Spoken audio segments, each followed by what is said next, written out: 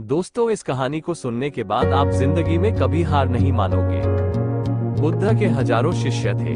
जब उनका कोई शिष्य बुद्धत्व को प्राप्त कर लेते थे तो उसे किसी एक दिशा में भेजकर वहां के लोगों को जागरूक करने और ज्ञान देने के लिए जाने की आज्ञा देते थे। बुद्ध का एक शिष्य बुद्ध के संदिग्ध में 6 वर्षों से था।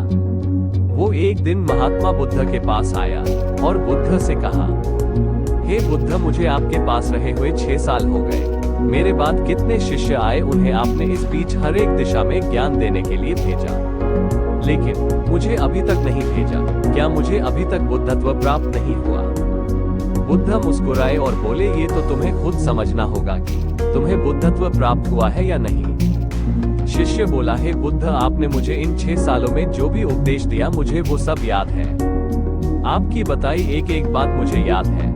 आप मुझसे भी पूछ सकते हैं, मैं आपको हर उत्तर देने के लिए सक्षम हूँ। आप मुझे एक मौका तो दें ताकि मैं किसी भी दिशा में जाकर लोगों को आपके ज्ञान के बारे में भी बता सकूं। बुद्ध ने कहा, ज्ञान की बातों को याद रखने से कुछ नहीं होता। जब तक आप उसे अपने आचरण में ना लाओ, जब तक आप किसी भी चीज को अपने आचरण में नहीं लाओगे, तब तक आप दूसरों को नहीं कह सकते कि वो उसे अपने आचरण में लेकर आए। शिष्य ने कहा, जो भी हो, कृपया आप मुझे एक मौका दें। आप मुझ पर भरोसा रखें। मैं सभी को अपने ज्ञान से प्रभावित कर सकता हूँ। मैं लोगों को ऐसी बातें बता सकता हूँ जिससे उनके जीवन में शांति आएगी और वो शांतिपूर्ण अपना जीवन जी सकेंगे। बुद्ध ने कहा, अभी तुम तैयार नहीं हो। जब तुम तैयार हो जाओगे, मैं तुम्हें खुद सही मार्ग पर जाने के लिए कहूँगा। शिष्य ने कहा, क्यों बुद्ध, आपने मुझे इन 6 वर्षों में इतना भी ज्ञान नहीं दिया जिससे मैं लोगों को प्रभावित कर सकूं। बुद्ध ने कहा, ठीक है, तुम पूर्व दिशा की तरफ जाओ, वहां तुम्हें एक गांव मिलेगा। उससे तुम भिक्षा मांग कर लाओ और वहां के लोगों को अपने ज्ञान से मदद करना। कल सुबह तुम वहां अकेले जाना और शाम को आकर मुझे बताना तुमने कैसे वहां के लोगों की मदद की। वो शिष्य ये सब सुनकर बेहद खुश हो गया और बुद्ध का आशीर्वाद लेकर चला गया और वो रात भर ज्ञान समेटता रहा और मन ही मन सोच रहा था कि मैं कल ऐसे ज्ञान की छाप छोड़ूंगा कि वहां के लोगों के साथ बुद्ध भी मुझसे प्रभावित हो जाएंगे। सुबह उठकर वो महात्मा बुद्ध को प्रणाम करने गया। उन्हें प्रणाम कर वो पूर्व की तरफ निकल गया। शाम को जब वो वापस आया तो बुद्ध ने देखा कि उस शिष्य के माथे पर चोट लगी है और खून बह रहा है। बुद्ध ने उसे पट्टी की और पूछा, तुम्हें ये चोट कैसे लगी? शिष्य ने कहा कि बुद्ध, वहाँ के लोग बेहद दुष्ट हैं, उन्हें जरा भी बुद्धि नहीं है। मैं उस गांव में भिक्षा लेने गया पर किसी ने मुझे भिक्षा नहीं दी, सब मुझे गालियां दे रहे थे। एक व्यक्ति ने तो मुझे भी भिक्षा तो दी, लेकिन नीचे फेंक कर और कहा, इसे उठा लो। मैंने उन्हें काफी समझाया, लेकिन वो मेरी बात सुनने को तैयार ही नहीं थे। उल्टा उन्होंने मेरे साथ हाथापाई की जिससे मुझे चोट लग गई है। बुद्ध, आप मुझे दूसरी जगह भेजे जहाँ के लोगों में बुद्धि हो, इस तरह ना हो। बुद्ध उसकी बात सुनकर मुस्कुराए और बोले कि अगर तुम्हें दूसरे गांव में भी ऐसे ही लोग मिले तब तुम क्या करोगे? शिष्य ने कहा, हे बुद्ध, ऐसे लोगों को कोई ज्ञान नहीं दे सकता।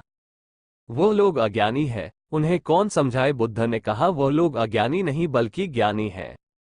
उनके पास बहुत बुद्धि है परंतु उनके पास खुद का ज्ञान है। अब अगर तुम किसी दूसरे के ज्ञान को चोट पहुंचाओगे तो वो कुछ तो कहेंगे ही।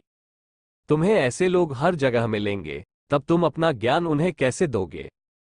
बुद्ध ने शिष्य को कहा कि आज तुम आराम करो, कल शाम को मेरे पास आना। शिष्य बुद्ध को प्रणाम करके चला गया। अगली शाम जब वह वापस बुद्ध के पास आया तब वहां एक और बुद्ध का शिष्य मौजूद था। उनके हाथ में चोट लगी हुई थी। बुद्ध ने उस शिष्य के हाथ पर चोट देख उस पर पट्टी की और उस शिष्य से पूछा कि तुम्हें ये चोट कैसे लगी? शिष्य ने कहा, हे बुद्ध, आपने पूर्व के एक गांव में मुझे जाने के लिए कहा था, वहीं मुझे ये चोट लगी। बुद्ध ने कहा, वहां तुम्हारे साथ क्या क्या हुआ, तुम मुझे बताओ। शिष्य ने कहा, हे बुद्ध, वहां पर मैंने सबसे भिक्षा मांगी लेकिन किसी ने मुझे भिक्षा नहीं दी। एक व्यक्ति जिसने भिक्षा दी थी उसने भी वह मुझे जमीन पर फेंक कर दी और कहा, उसे उठा लो। मैंने चुपचाप उसे उठाकर अपने पात्र में रख लिया और उसे आशीर्वाद दिया। तब उस व्यक्ति ने मुझसे कहा, आप बड़े ही अजीब व्यक्ति हो। मैं आपका अपमान कर रहा हूं और आप मुझे आशीर्वाद दे रहे हैं। मैंने उनसे कहा कि आप धनी हैं, आपने मुझे दान दिया है, इसलिए मैं आपको आशीर्वाद दे रहा हूं। फिर वहां से मैं आगे गया तो कुछ लोगों ने मुझे वहां से जाने के लिए कहा। उन्होंने मुझे कुछ अपशब्द कहे और मुझ पर कुछ पत्थर फेंके, जिससे मुझे चोट लग गई। जब मैं वापस आ रहा था तब मैंने एक माँ को रोते हुए देखा। वह अपने बीमार बच्चे को लेकर चिंतित थी। मैं तुरंत जंगल से जाकर उसके लिए जड़ी बूटी ले आया, लेकिन वहां के लोग मुझे जड़ी बूटी देने नहीं दे रहे थे। फिर मैंने उनसे विनती की कि वह मुझे उस बच्चे का इलाज करने दें। उसके बाद वो जैसा कहेंगे मैं ठीक वैसा ही करूंगा। फिर जिस व्यक्ति ने मुझे भिक्षा दी थी उसने गांव वालों को समझाया, तब उन्होंने मुझे उस बच्चे को जड़ी बूटी लगाने दी। उसके बाद वो बच्चा ठीक हो गया। फिर गांव वालों ने मुझसे अपने किए गए अभद्र व्यवहार के लिए क्षमा मांगी और मुझे धन्यवाद कहा। फिर मैं वहां से वापस आ गया। हे बुद्ध, आपसे एक विनती है। उस गांव के लोग बहुत भोले भाले और सीधे हैं। क्या मैं रोज उसी गांव में जाकर भिक्षा मांग सकता हूं? ये सभी बात वो पहला शिष्य भी सुन रहा था। उसने ये सुनते ही बुद्ध के चरणों में गिरकर कहा कि हे बुद्ध, मैं समझ गया हूं कि अभी मैं उस लायक नहीं हुआ कि दूसरों को ज्ञान दे सकूं। बुद्ध ने कहा, हमें बाहर वैसे ही लोग दिखाई देते हैं जैसे हम भीतर से होते हैं। जब तक हम स्वयं को नहीं बदलते तब तक हम किसी को भी नहीं बदल सकते। खुद में परिवर्तन करना बेहद जरूरी है। कोई भी बात बताने से पहले उसे आचरण में लाना बेहद जरूरी है, क्योंकि आचरण में लाई हुई चीज को बताना समझाना बहुत आसान होता है और उसे लोग बेहद आसानी से अच्छे से समझ पाते हैं।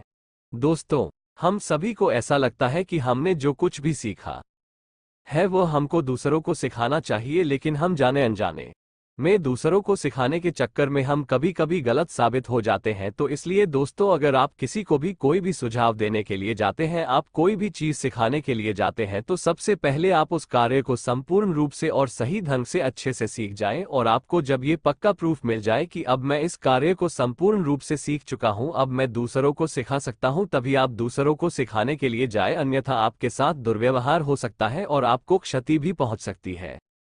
दोस्तों, कहानी अच्छी लगी हो तो लाइक, कमेंट और सब्सक्राइब जरूर करना।